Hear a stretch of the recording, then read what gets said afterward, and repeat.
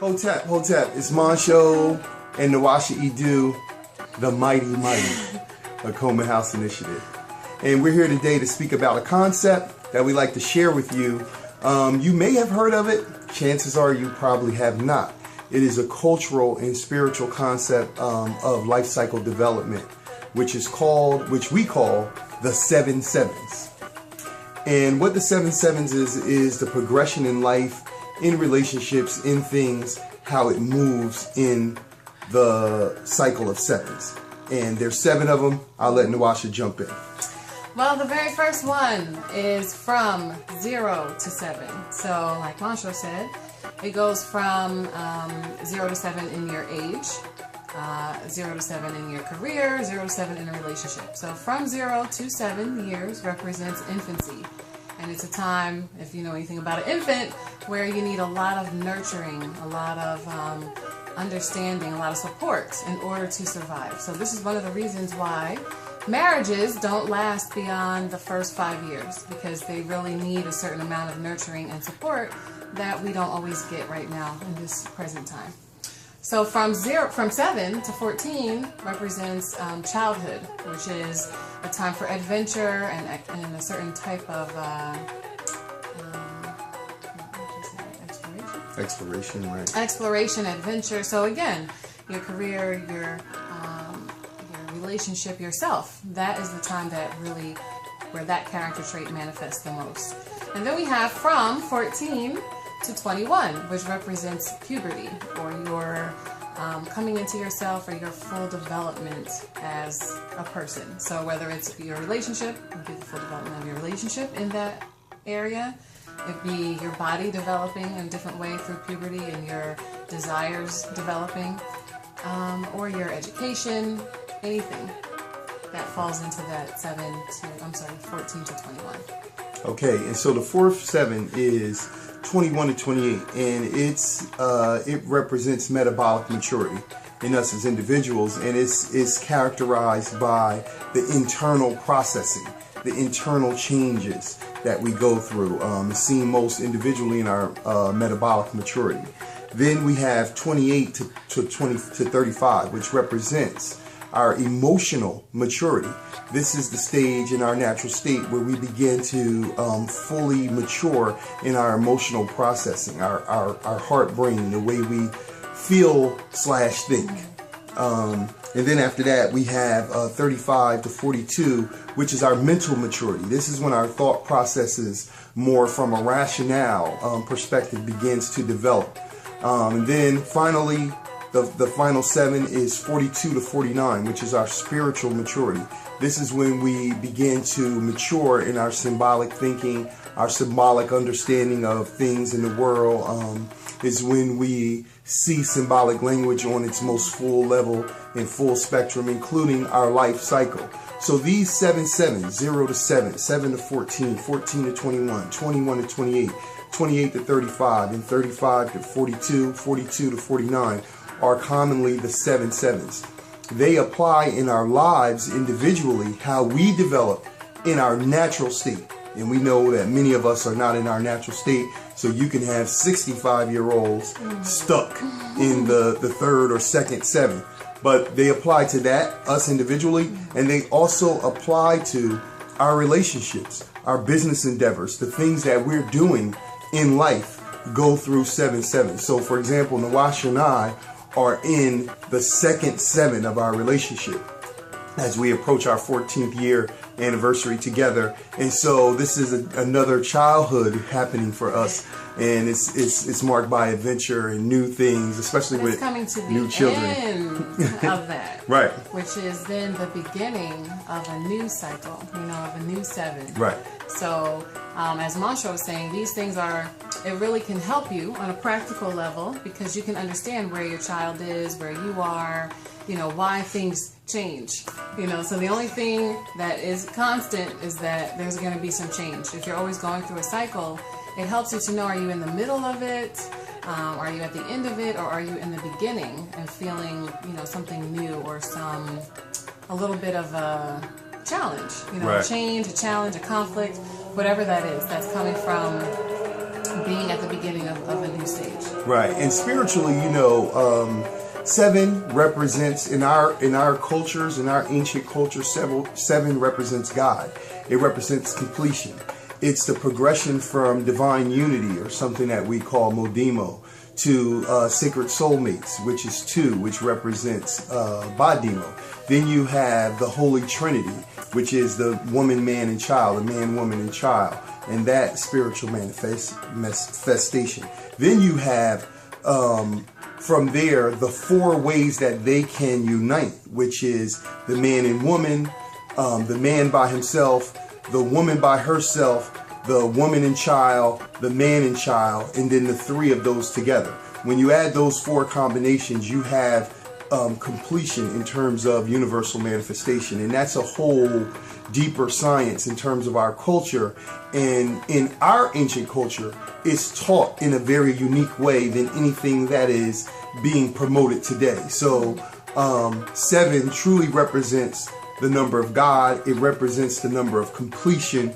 And so we see 7 in a spiritual way in the days of the week, in the colors of the rainbow, the musical tones that we have, the 7 substances of the universe, magnetism, ether, light, electricity, liquid, solid, and gas, and et cetera, et cetera, et cetera. You see those 7s. And so we wanted to speak to the individual and the collective, because a lot of times in this time of unnaturalness, what happens is when you have a challenge that happens in one of your 7s, whether it's 0 to 7, whether it's 7 to 14. For most of us, in this time, we've had so much trauma by the time we reach 14 that what starts to happen is our sense of dependency becomes fractured. Our sense of adventure becomes fractured. Our sense of metabolic internal processes become fractured. And so what happens is, as we begin to develop, there becomes pains or fractures in those developmental psychological phases that, if they are not healed, we kind of stay in that place, although we chronologically age. And so one of the things that we do at the Acoma House Initiative is a workshop on the 7 sevens to help you begin to understand and heal those. But today we just wanted to introduce those to you. And now, historically, it was every 7 years that a new initiation would take place, a time where the collective would come together. If you were a female, just the female. If you were a male, just the men. But sometimes the collective of the men and women would come together and help you traverse that next 7 so that you could master that understanding of yourself and those things that you needed to master in terms of preparing for a relationship and the greater service to the community. Of course, that's gone. And there's remnants of it.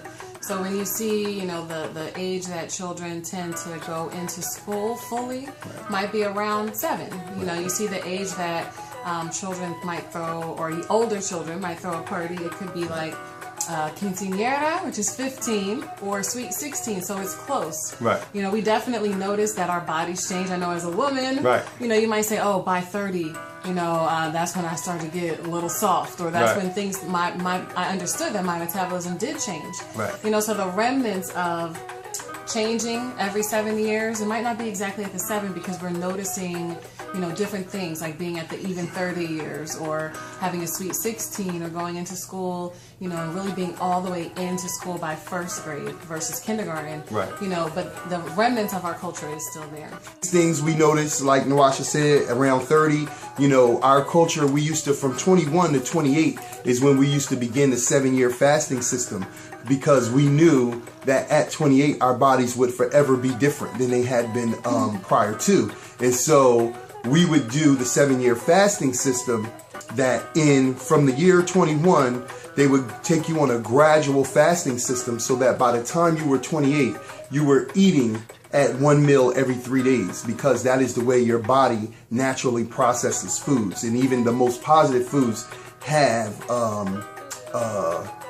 what's the word I could use? They have toxins in them that if you eat every day, they will accumulate and destroy the body. No one needs food that much. And that is definitely an alien concept to the culture that we live in now, because we eat in 7 times in one day.